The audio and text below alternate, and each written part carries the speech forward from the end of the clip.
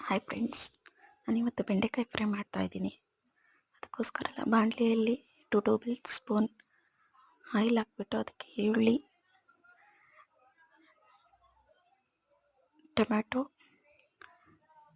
ಹಾಕಿ ಚೆನ್ನಾಗಿ ಹುರಿತಾ ಇದ್ದೀನಿ ಎಣ್ಣೆಯಲ್ಲಿ.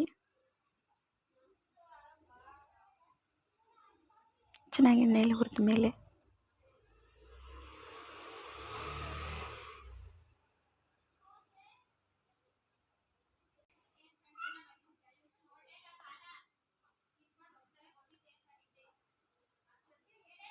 ಸ್ವಲ್ಪ ಅರಿಶಿಣ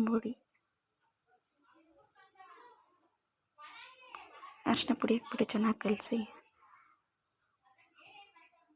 ಅದಕ್ಕೆ ನಮಗೆ ಖಾರಕ್ಕೆ ತಕ್ಕಂತೆ ಖಾರದ ಪುಡಿ ಹಾಕಿ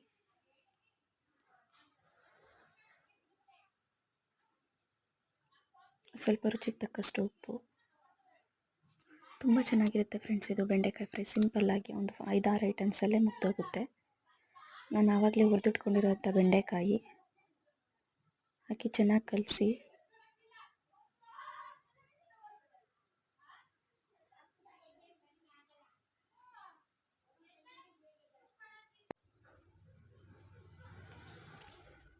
ಕೊತ್ತಂಬರಿ ಪುಡಿ ಹಾಕಿಬಿಟ್ಟು ಮತ್ತೆ ಕಲಸಾದ್ಮೇಲೆ ಲಾಸ್ಟಿಗೆ ಕೊತ್ತಂಬರಿ ಸೊಪ್ಪು ಹಾಕಿ ಉದುರಿಸ್ಬಿಟ್ರೆ ರೆಡಿಯಾಗೋಗುತ್ತೆ ಸಿಂಪಲ್ಲಾಗಿ ಒಂದು ಬೆಂಡೆಕಾಯಿ ಫ್ರೈ.